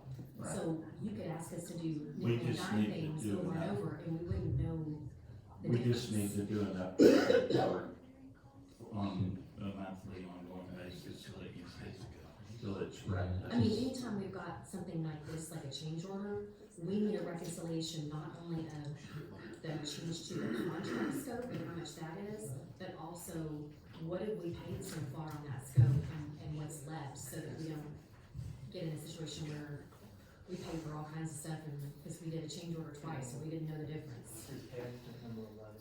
There's some receipts here from 2022. We paid out contract amount, 2.86. So the contract amount is if every item was built out. when we Right. paid the contractor. Well, we paid the contractors like 2.6 million, and that's just for the work they've done. We have not paid the contractor 2.8 million. Right, because there's 190,000 retainage. Right. But you're saying we don't owe them that contract amount because there are things we didn't use. There are some things we didn't use. So how are we gonna know what that difference is? Are they gonna pay us back? We didn't pay them. Yeah, we haven't paid. We haven't paid them. So that's something But separate than the that $190,000. doesn't make sense. If you're saying the contract amount, the total contract amount is $2.86 million, we've paid them 2.6 for things we use things that they used, but you're saying, it doesn't make sense. How can we have things they didn't use that add up to 2.8, but we still owe them 2.8? We owe them 2.86, there's 260,000 above the 2.6 we paid. And he's talking about 100 and, The amounts that they did not complete, order of magnitude on that's gonna be like $5,000 to $10,000. And that's what the reconciliation is. Yes, that's So what the reconciliation will bring down that contract amount to match basically the work that they've actually done. Yes. Which but- means of the retainage that we've not paid them pending the reconciliation, that amount will go down to match the new contract amount based on the reconciliation. That's correct. So we will not pay them the full 190 to get to 2.86 million. No, Cause that 190 is 5% of the 2.8. yeah, So right now, we're at the 5% of the 2.6 is 138,000. I was So on my that's- number, so 138, That's the amount of retainage that we have held payment from them, but they're still owed. They've done the work, but we held the 5%. Just like some contract. Okay, so we held that, sorry, I'm gonna try something different. We held that amount of money. Why would we pay them the full amount of money if what you're saying in this paperwork, some of the things they did not use? Why wouldn't you take away the things they didn't use and issue them a check for? this is a change order, this is not a pay request. We understand, she's We're trying to paying track it. the money and saying that we're expected this much back, but instead of giving this much back and paying them the full 130, if they didn't use something, why would we pay them the full 130? Why wouldn't we subtract? The 130 is not part of that, the 130 is part of the $2.8 million. Right, which we have not paid yet. The We paid 2.6. 2.6. 2.6. We've paid 2.6, the contract amount is 2.8, because it's already been signed, and it doesn't matter what we say today, because it's already a done deal. We can disapprove this all we want, and it's not gonna change this contract amount, because the mayor's already signed it, right? And I understand that, but the new contract amount is 2.86 million. What we have paid them, based on what you just said, is 2.6 million. So the difference is about $200,000 is has not been paid to them, but is part of the contract price. That's correct. Now, assuming they use every single thing in this contract price, we would still owe them that remaining $200,000. That's correct. But you said they're going to reconcile because they did not use that, so we will not end up paying them the full remaining $200,000. It'll be, Yes. but ratcheted down to eliminate the things that they didn't use that was part of the And- contract. That's all I was trying to get Oh, to. I'm sorry, I had very confusing there. Okay. What we talking about the 130 and 150 is I know the retainage is still owed, Yes, but the total, And that retainage is owed up to 2.6. It's, Yeah. doesn't mean we paid the 2.6 and we have the retainage. The 5%'s withheld of the 2.6 that we've paid them thus far. we And held retainage on what we've On what we paid. paid. on what we've And had. that's the Okay. hold so that they don't, okay. We had some recourse, Leverage, yeah, and that makes So sense. we don't owe them 130 and then 200. We owe them 130, but it's already accounted for in that 2.6. Okay, But gotcha. this is it on top of it. No, No, total, that's included. total cannot be more than 2.86, but it's not going to be that much, because you said it's $5,000 or $10,000 worth of junk that they didn't, yes, I can't remember exactly what it was, but there's a few. So it'll be like- miscellaneous items. 2.85. And so we'll reconcile that, so once the final payment's been made. And that retainage won't get paid until that reconciliation happens. It can happen either way side of that. So we're not expecting a check back, we're just not gonna pay. Yeah, we're We're just not not gonna gonna- pay. Okay, so that's what I thought you were saying, we're gonna pay, and then they'll reconcile. Yeah, That's what I was thinking having you were trouble saying. too. The reconciliation, all that is for is to have, that you can have something on the books, when auditors come in and say, we got this many dollars of checks for this contractor, but you show original contract and change order $2.8 million, I'm gonna use a number here, and if you only pay them 2.7, you still owe them $100,000. That's what we reconcile. The reconciliation is proof that no, we don't owe them That's that all it extra is. debt. Proof of it. We're not paying it out and then getting it back. That's what I'm. Okay, that's what I thought you were saying. We zero the contract. We're on the same page now. Yes. Thank you. Any other concerns or questions? Not now. Alright. All in favor, say aye. Aye. All opposed, like sign. I got a quick question for you. Can you let the council know how much money we have left in the bond for the water and sewer? There's none left in the bond for the water or sewer. The, bond and, The sales tax bond, yeah, the sales tax bond is now completed. all those funds are used up. And we are now funding the sewer project from the ANRC funds. When we hit Loan. 500,000 in ANRC loans, then the next, I mean, not 500,000, 5 million. Then the next 5 million comes out of the grant, because we have to have a dollar for dollar match.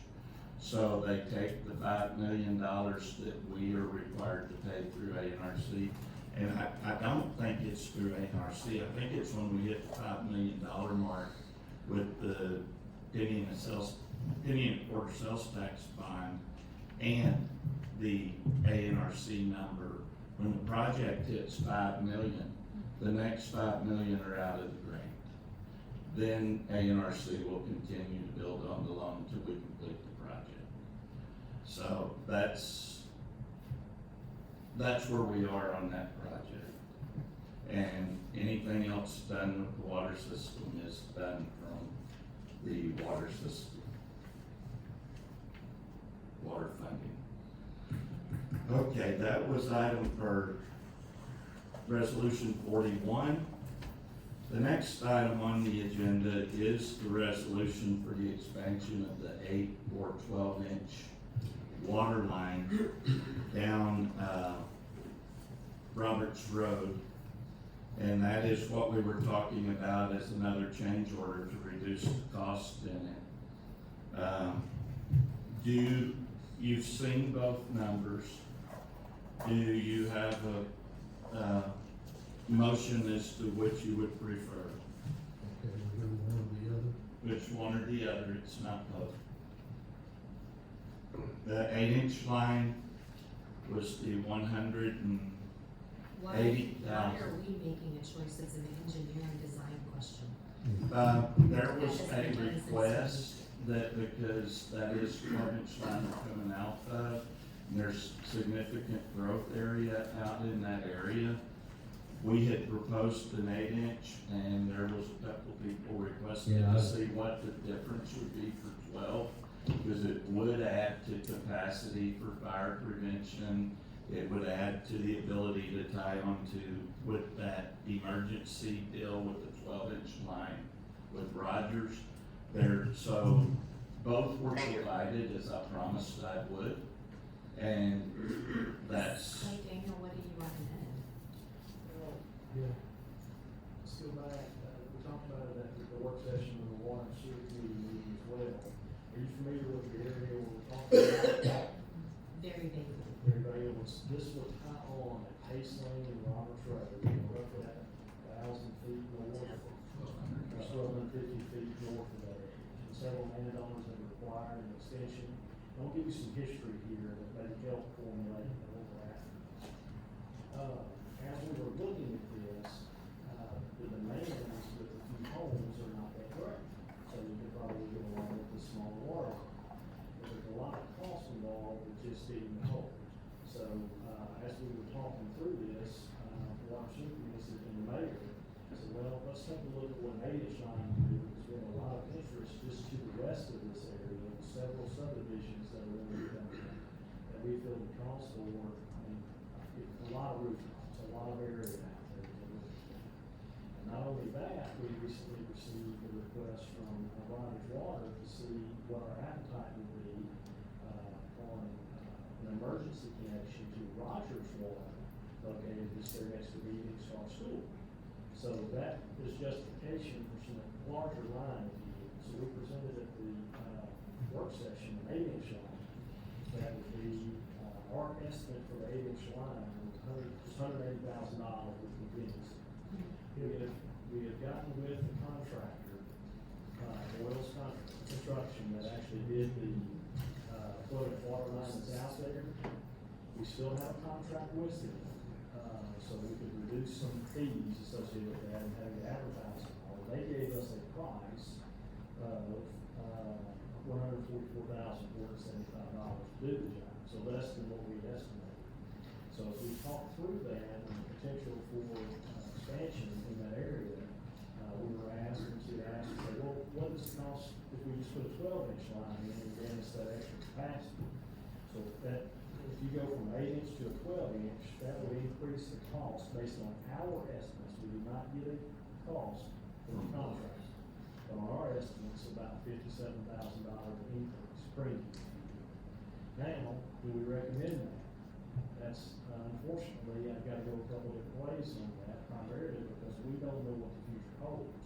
We're in early discussions with Rogers and Emergency Connection, and also we have a lot of, landowner interest in subdivision expansion out of that area.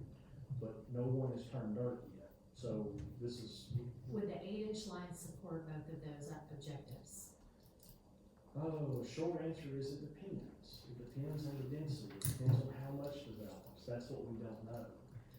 If we wanted to maximize our connection or maximize the use of the Rogers Water connection, a 12-inch line would be better, if you would. And then as we move up to that location, we could potentially put a smaller line in that would go toward 112 back south of Pace Lane, as we know that area there will likely develop as well. So from a cost benefit perspective, in terms of scaling costs, it makes more sense to do a 12-inch line for the additional $50,000. I mean, and that's kind of where I was leaning, but I wasn't clear on why we were trying to make that decision here tonight, why we didn't already kind of have that. Yeah, hashed out. I just wanted to know based on, because some of the costs are constant, they're not gonna change daily and stuff. Right, there's scalability. Yeah, and with emergency connection to Rogers, I thought maybe we take a look at that. Yeah, maybe. I think we should go with the 12. Well, when the discussion started, Rogers Water connection was Okay, so not that's a there. new And development. the talk with the subdivision was not there. Oh, okay. This started probably, early this year, so there was some discussion about Actually, subdivision. 22 is when it. 22 originally started. So as time has elapsed, we've had these other things pop up, says, hey, we need to think about larger lines. And I think that makes sense. Okay. So this emergency line on your map here, it's gonna go north of where this line stops. That is correct. It will be north by Evening Star on the north side of Paxton Road. And since it On the other side of Haxton. Yes. yes, and it's, since it's, to benefit them and they initiated the conversation, we have also discussed having them assist in payment for that last leg. So that would be a 12-inch line up to there? That's correct. We would propose you continue that 12-inch to maximize, the flow that you could receive from the, so if I remember correctly, they do have a 12-inch line. And vice versa. They say what's supposed to cost. That's part, that would be the discussion we'll have with them. And Daniel, that length of line shown on that chamber is about half. Okay, so that's about halfway, so it could roughly be double that price So, to get all the way. I make a motion to accept the resolution for the 12-inch line. Second. got a motion by Mike Middlecamp, a second by JJ to, move forward with the resolution for the 12-inch water line expansion. Do I hear any further discussion? All in favor, say aye. Aye. All opposed, like sign. That too passed. Next item, resolution to authorize the mayor to negotiate, execute a non-binding letter of intent to purchase a ladder truck. Do I hear a motion to approve? Got a motion by Angie, do I hear a second? Second. Second by Erica, any discussion? All in favor, say aye. Aye. All opposed, like sign. And that's approved. What number was that? This, the water line was 42, this is 43.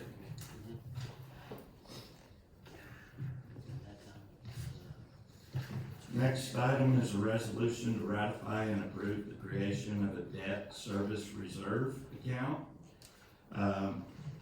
This, was a requirement of our USDA loan, and it apparently got closed in 2015 or 16. And, the USDA notified us we needed to reopen and refund it. That's been done, and this is to ratify the moving of the money to fund it. Do I hear a motion to approve? I'll move to approve. Mark made a motion to approve. Do I hear a second? Second. Second by MC. Any further discussion? So we're putting $24,530.92 in this account. Into a new account that was approved, and it's for that, they want to guarantee by having a 1-year, payment reserve in case anything ever went wrong with our ability to pay. So that's it, right? That's it, and it's, once the loan's over with, the account gets closed and it gets moved back into the, water general. So, any further discussion? How much longer do we have on that bond, on that loan? Does it go to 2040 or 2050? I thought 2040, was it a 30-year? I was thinking that one was either a 40 or a 50 year. Quite a bit, 40 years, basically 2040. We financed $500,000 for 40 years? It protects our system. As long as we have a loan through them, no one can ever Act 779, a section of Cave Springs that has the water system in it. They recommend that, It's a lot of interest to pay for that kind of protection. Yeah, it is. You can't, as a city to first class, you actually can't get a USDA loan either. So that was the last one that we'll be able to do. and they do low interest USDA. And what is the interest? Oh, it was done back in 2010. Yeah, something like It's, that. it's a low interest loan, I have to go back and look at it. I mean, even a low interest loan for 40 years on $500,000 is a bunch of money. I mean, What's the financial payoff? you can, I What's the vacation in doing that? I can tell you in general, cities hold them because of that reason, because you can't take any part. There are statutes that allow, cities and water territories to take over portions of the water system, and this prevents that, and so, How could they take it over? that- I mean, I know we've had the this. statutory process on how that works, I'm not saying it necessarily would happen here, but it has, I mean, you've seen, with Centerton and Gravity's water systems, there's been, in the recent past, like 4 or 5 years ago, litigation on that. And, the existence of a USDA, bond prohibits it. Town had a case about 15 years ago. And I think in Solomon Washington Water. Springs did not that long ago. Yeah. Where they had land taken from them? Where Town attempted to take part of the Washington Water Authority's system, and there's a buyout process on how it happens, but it's actually this whole process in statute. But Washington Water Authority had a USDA loan, and so that blocked it. It's a bit of an ordeal, but it's protection for the water system, and so typically, the city will keep that loan on its books, but I can't recall what the interest is. I have to So look back and see. that's, I mean, you look at the face of it, Angie, you get a $500,000 loan at 4%, and today you could put that in if you had that much money in savings, and you could put that in a CD and get 5%, you actually make money. So you gotta look at it a little differently. It's not just the money you're paying out, but here's the compared, so if you get a low interest rate loan in today's environment, that's a valuable thing, actually. People look at it a little differently, but I don't have a problem with that at all. And there's a strategic interest. We did look at the interest of the loan and. I just wanted to make sure that we were revisiting that to say how much longer do we have to pay on that, and does that still make sense? Particularly because we do have funds available to pay off these loans. I mean, interest is interest, if you can use it some other way, then that might be a valuable way to do it. I just thought it might make sense to do that while we're talking about. You did aggressively pay off some other loans, over the last, a year ago? Yeah, a year and a half ago, something like that. And this one was left primarily for that purpose, of water system protection. Okay, and part of the issue is that we've never received clear balance sheets, particularly with regard to all of our water loans. So I don't think any of us sitting at these tables even have a clear understanding of how many loans do we have outstanding still? I thought we paid them all I think off. it's this one. It's just this one.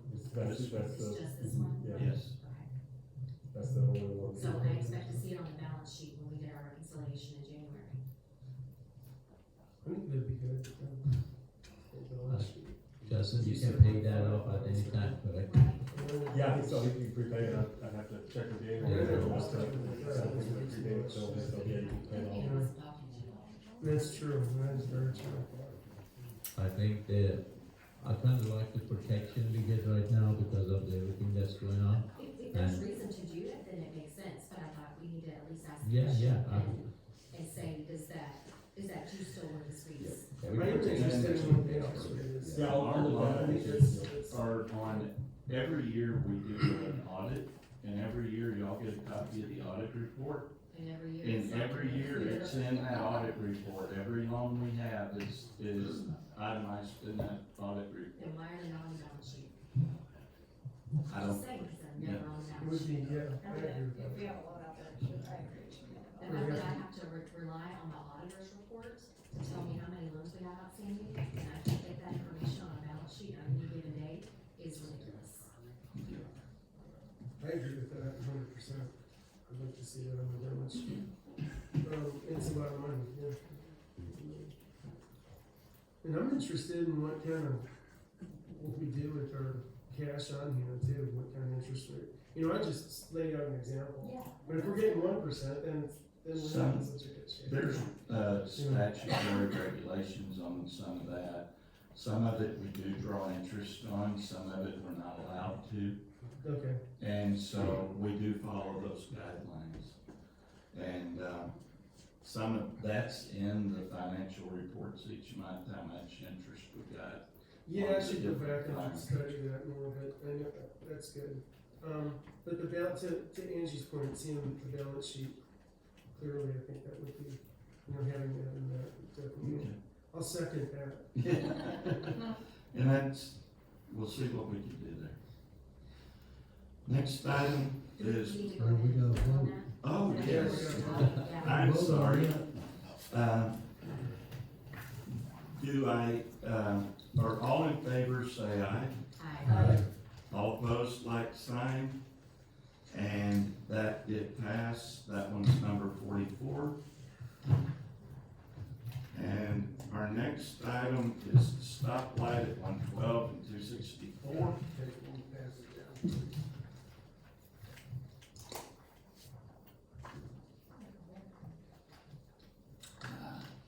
Let's think, wait a minute. I was given some information and, I contacted, if you look on page, third page back, or Peters and Associates Engineers. I got some information that they have put stoplights in Arkansas, Missouri, Louisiana, Texas, and Mississippi for fire stations and other lights. According to what he said, the front page there, it explains the intersection survey, wood poles and spans, steel poles and mast arms. It also includes a button that as they open the door to the fire station, they can hit a button and it will change the stoplight. That's about 15,000. Design and planned engineering, area survey, the total cost for the steel poles and mast arms, max, it says up to 314, I'd like to get a little over, just to be sure. As you can see there, according to the Arkansas Department of Transportation, this is based on last year, 16,000 vehicles along Main Street from Healing Springs to Lowell Avenue, approximately 12,000 vehicles travel, and approximately 12,000 vehicles travel north on Healing Springs and 9,500 on Healing Springs Road every day. This is more than the stoplight we have in town now. at that three-corner intersection. This article came off the internet. A new traffic light could be coming soon to Monette. Gives a brief description of there and a find a way to their cost. And then on City of Rogers spent $21,000 on their temporary traffic light at the intersection of Highway 112 and Pleasant Grove. This was due to the use of lights and equipment the city already owned.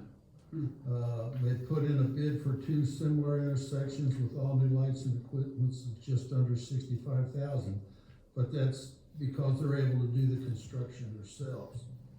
Now, where was I going next? If, I don't know if you all know the number of accidents that have taken place. I've personally seen the results of a T-bone there. Isn't that right, Chief? Yeah, that particular intersections, I had Keith pull up the numbers, Lieutenant Lawson, and basically 9% of all our accidents occur at that intersection. Wow. That's 9%. So if you look at like this month's tally, we had 23 wrecks, so that would be 2.3, I guess, or something like that. 2 wrecks there. 2 in a month. Correct. So 9% of all our wrecks for the past year have occurred there. You know, we have a lot of wrecks at this other intersection with the light as well, but those are less severe. Those, you can usually, it's usually someone trying, they're coming westbound on Lowell Road, attempting to go north on that yield, and that first car will stop, the car behind them will stop, and then the first car will start to go, and the second car is looking and rear ends them. So they're very, very minor traffic accidents, but that's the majority of that wrecks we work at that intersection. I see. It's just, But the ones over here are probably worse. they can be. We had a motorcycle wreck there. You got, I'm pretty sure he lost it. Got hit by a big truck. And any of you guys that can drive over at that intersection at 4:30 or 5 in the afternoon, please do. You wanna see firsthand how much traffic goes through. Norton's, the roofing company there, they called and complained to us numerous times about people, eastbound on, Healing Springs attempting to turn left to go north. The turn lane gets backed up, and so they're cutting through their parking lot and driving through and trying to bypass the intersection, which is illegal to do. And granted, when we're there, they don't do it. But we have caught a couple people doing that. And they have resorted to putting up traffic cones on their own in their parking lot at those times to avoid cars trying to cut through there. You had 2 officers there for a while. Well, if we have to, when we were doing the enforcement on that, just that one particular thing, cause you gotta have 2 officers there to do it because you can't get out. I mean, even with blue lights, you can't get out safely. You know, we could get out, we could flip the blue lights and sirens and go, but that's not safe, at that time. Well, and you shouldn't have to be being traffic cops all day long Sure. just because of that intersection. That intersection is bad. It In my is, mind, and anybody that's driven through here at 4:30 or 5, or trying to leave City Hall to turn left to come over here tonight, at 5:30, anytime, you're gonna be waiting a while. I mean, it's traffic, I mean. How many T-bones have you had there? Oh gosh, I couldn't tell you, I've seen a bunch, but, it's usually, how that is designed, that road, the way it's designed now, if you're northbound on Main Street, you have the turn lane, and then you have a lane that continues through north. Well, if you get a big truck or a bus going to the airport, or whatever, feed truck, something huge in that turn lane, the people attempting to come from Healing Springs to turn north can't see that other lane. And so they can't go. guess. Yeah. And sometimes they guess wrong, and it'll end up being a T-bone or a So, TA. in my mind, I think there's no question that a light there would be Who would be incredibly correct? beneficial. I've got But when some I needs. asked about it a few years ago, Yeah. if I recall correctly, I was told that we had to have RDOT approval and You coordination do. because it's on a state highway. And Correct. much of this is if we were doing it over on Midway and some side street. Right, we could do this for an entire street, RDOT, but we when can't you just go apply out and do for this. right? this, I talked to the RDOT senior engineer when they were here meeting with us. And I included discussion because a week earlier we had had a wreck there. And I included discussion of the intersection. And again, he went down the road of, it's, the one down here cost over 800,000 20-something years ago. And Is he, this the same RDOT guy who and- keeps telling you this story? no, this was a different one. This is the one directly under the director. Okay, And he started down the same path that Gravit's doing now at 3.5 million. He started down the path of you're gonna have to have green space and sidewalks and bring everything up and turn lanes and certain radiuses and meet all of our standards for us to approve a permanent light there. And the guy from Rogers had mentioned that if they hadn't owned their equipment, he estimated 700,000 when he talked to us. But the guy from RDOT went down that road again, and I said, well, I have it, and he said, because we're gonna bypass this anyway, and your traffic's gonna move, we're not gonna do anything, you will have to be saddled with the whole thing. You've gotta meet our standards, you have to apply for permits through us, because it is a state highway. And I told him at that point, I said, well, wait a minute. You're saying you're going out there, but you're saying that it's 4 years before it's, open to traffic. And he said, yeah, and I said, the hazard already exists. We had a wreck there last week. We've had several others. If this is a temporary solution, why can't, or problem for the next 4 years, why can't we do a temporary light like they did up at Rogers? And he sat there a second and he goes, when was your last traffic study? And I said, it's been a while. And he goes, okay, we need to do a traffic study. I got word week before last that we do have the traffic to justify the light and that they are letting us, or looking at us doing a temporary light, that it still has to be engineered.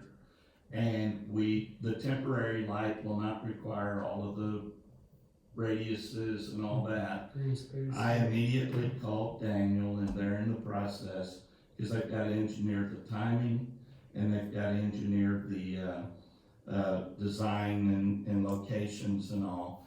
And when the engineering's done, I was of the opinion it's still gonna be expensive because of what we were told by Rogers. But at least then it's something I could bring that's something we could actually do when it's in well under $1 million. And he made me aware that with temporary light, that those companies in a lot of cases will lease them. And you can get they maintain them then and you keep a much lower ongoing cost basis. And then if we determine that the traffic flow doesn't justify it at some point when the other road goes in, we can remove it. If we don't decide that, it's not a state highway anymore, and we can leave it there. And so that's one of those things where I was mentioning in my report it's still under advisement because we've got to get the engineering done and get approval through their permitting process, but that's underway on the engineering. There is such a big price difference here. I look at the cost I have here, about 240,000. I mean, for Well, me, they- That's 300,000 the is a cost of no-brainer. poles We and should just do it. materials, that is not the cost Okay, of. that's what I was getting, I but was told turnkey, ready to go. And install. But is I that, don't, is the extra cost the green spaces, is it sidewalks? And the curb and gutter and radius and all the right-of-way acquisition and all of the things Is that that- the state requires if you do a permanent light. like that So we can get include this the $300,000 electrical. light under a temporary call it a It temporary includes light. this here, the design, the planning, engineering. If you look on the page, it says contract for consultants. He talks about where they work with RDOT and get the approval, designed by this consultant who needed approvals by RDOT, and it goes that way. And there's a consulting fee, $5,500 for the, intersection survey. That's just the survey. the Design, plan, and engineering, is area 18.5. survey. I think it's somebody we need to talk to and see. I'm sorry, don't know where that came from. RDOT has already done the survey now and has determined that it's justified. So that survey isn't needed now. Well, I was just giving information. So what is the next step then? I mean, if we, it seems I was like going to see everybody's what the cost is once we get our engineering done. And we look at the, cost for leasing as opposed to cost for purchase on a light system that's temporary that meets those requirements. It'll So be Daniel, this is something, something you guys are working on now then? The mayor asked us to put together a proposal to do the design. We're Okay. working on that right now. Okay, gotcha. and, then as soon as we have that, I mean, it may fall in line with this, or this may be something we choose to That's look what, deeper into. that's what I was gonna say, it doesn't hurt to. It doesn't hurt to have this, and it may very well be something that we look at as far as competitive comparison. But, Honestly, there's such a big price, cost difference between what you're saying, 8,700 and 289,000. So I think it's really worthwhile to contact these folks too as part of our. well, we really don't know yet what the cost difference is on the temporary lights, or if there is a cost difference. The permanent lights are, I mean, they will not allow those to go in without all of the other pieces. Well, yeah, but we don't need one. All I know is somebody's gonna die at that intersection. We just need a light. Can I just put in my 2 cents? I Yeah. pull out of there every day going to calls, and we're in the eastbound lane. And when the cars are turning right to go to the airport, they're looking south. Mhm. And so, when my emergency vehicles are in that lane, I've already had on, so many head-on collisions right there, even with our license signs going on. So if we get hit, we're gonna be down a rescue truck, a fire engine, plus injury to our personnel. I think especially with having the fire station there now, I think it's even more critical to get that Right. light. I mean, and, And that doesn't change the fact you can have the other lighting as well for the fire station and for that. No, area. even before that, we But- needed it, even if but the fire the- station wasn't there, we need a light. Yeah, no, and I don't disagree with that, that's why I've been to RDOT several Yeah. times. That's why I went back to the well, and that's why I gave them an alternative rather than permanent. And I think once we get our engineering in, if it meets their standards, we're very close. The I think that's the best thing we should do. approval process is, Yeah, right, absolutely. because they recommended that we apply, but that we are for the permit as soon as we had the engineering complete. So I don't expect it to take long going through that process. But we gotta see what we have, and it'll all be back before you. Let's do it. What do you think? Is February reasonable, or is it more than that, you think, to get it back for approval? To get it to RDOT, Or, so how does it work? I guess the proposal goes to RDOT? yes, you gotta complete the design and submit it to RDOT for their review for a permit. For a permit. For a permit.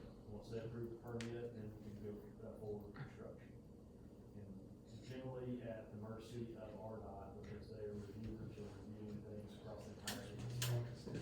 So you don't know how long it's gonna take them Is to they don't review even have an for the estimate? permit. But I do believe this will move a little quicker because of it coming down from above and the guys that reached out to me instead of me having to reach out to them. Timely. That would, I mean, yeah, that would be great. When do we vote? As soon as they approve, as soon as Yeah. RDOT. I mean, do we have to wait for RDOT to vote? Do you have an ETA on when you'll have the stuff ready to Yeah, submit. I'm working on a proposal right now. that's what I was, If you got a proposal in front of you, you're very welcome to Submit, entertain that. yeah, we'd have to find out information on it yet, but I think I don't know, I'd rather go for our own engineering. well, I'm not saying don't hold on to this and compare. No, It was I just don't. information that I was asked. No, to I look appreciate, into. no, that's Yeah, great, totally. thank you. Yeah, no, that's- Nothing against you. Those guys well, so. I mean, it doesn't hurt to get kind of just compare that, make sure that we're looking at the right, asking the right questions. Mm-hmm. I have a question too, so if we did a temporary, how does that work once it's turned over to us? Uh, As a city? It's, if you send the one up there, I mean, it's like stoplights used to always be, that's hanging The from. one out here? That's Yeah, fine. Grove, you know. that's considered a temporary, and, Why is it, because it doesn't have all the. because it doesn't have those huge silver poles and all of the things that go with them. So then we would just be responsible for maintaining temporary.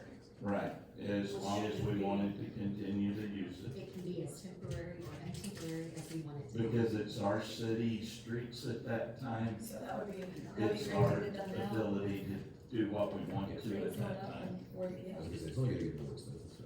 Yes, no, that sounds great, thanks. Yep. Yes, let's do that quickly. So, yes. I have one other thing. okay, Mike Maloney had mentioned that, there was a way to get some microphones that we could be heard on better, and the planning commission as well. Have you talked to him anymore? I talked to him and found out what we need to look into, and I've been so busy lately, frankly, I haven't looked into it. I can help on that. I used to be an audio, I used to run. I can sound at talk to church. you about Yeah, what he said, yeah. and if you don't mind, I'd be glad Yeah. for you to look into that.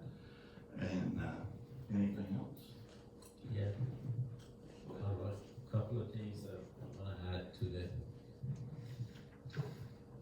One issue I have that it's not my issue, I think it's good for the council to have a section that we would have update from previous things that we put off. Because right now, sometimes we talk about a few things, then time goes by, 2 meetings, 3 meetings later, we don't even know, it just drops.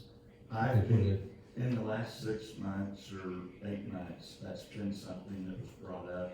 I've kept those rolling on my computer, and I bring the updates every month. Because of the type of report I gave today, those updates were included in my report, but I am doing that now. I think it's good if you have it in that section, that follow up. That way, I appreciate your report, that was really good, and you kind of give us a whole idea. But if they're individually, we're looking at them, then we can discuss them. Whereas when it's in the report, we can't really, it's a report. Well, that's whatever. been coming the last few months, Yeah, and it'll be back so- next month. Thank you. And then the stoplight, obviously Mike brought that up, coffee shop, we discussed some of these things that are, they're not small, but they are things that are important that we can't make decision right away. If it goes to the next month, I just don't want it to drop. It's like the community center has been, Right. but, that's a good point. And communication protocol, maybe we could have to, as far as, with like this insurance for the coffee shop, I'm really concerned about that. That's been a year that's gone, and usually whenever you have a commercial, there's a liability in case somebody gets hurt and they can't take care of it, the city would be beneficiary on that, as Right. second beneficiary, so. I mean, we used to have a section called whole business where we could kind of keep track of. Yeah, and I can things. put that back in there, but I've just been given the report, so I didn't It's good separate to have that. it in writing, we don't Yeah. have your So report, we we can just, make notes of what. everything. I'm only saying that just to help making sure we're keeping things going, not to point finger at anybody, just making sure we have a good understanding of what's outstanding on our agenda. Sure. That needs to be taken care of. And And there become- may be times when we don't have updates on them, but at least it's a tickler to say, we still need, what do we need to do next for that? What are we waiting on? But this, right now, for example, this insurance, like, if there is a communication between you, Kim, the city attorney, it all needs to be documented. Here that we have gone through them and taken care of it, because we don't wanna go to another year and find out we didn't have any insurance on that place, or they didn't provide what we needed. It's just a good business practice. Right. Anything else? No. The one other piece of business that we do need to do, our rural water, or not rural water, USDA loan requires that we do an annual, reporting. And as part of that report, we have to provide the, submitted, proposed budget for the following year. So it needs to be noted in our minutes tonight that, that was, distributed tonight, so I can submit the proposed budget tomorrow. So, and if we can get that in the minutes, we are good to, take a motion to adjourn. So moved. A motion by Mark, do I hear a second? Second by, JJ, thank you, and y'all have a good evening.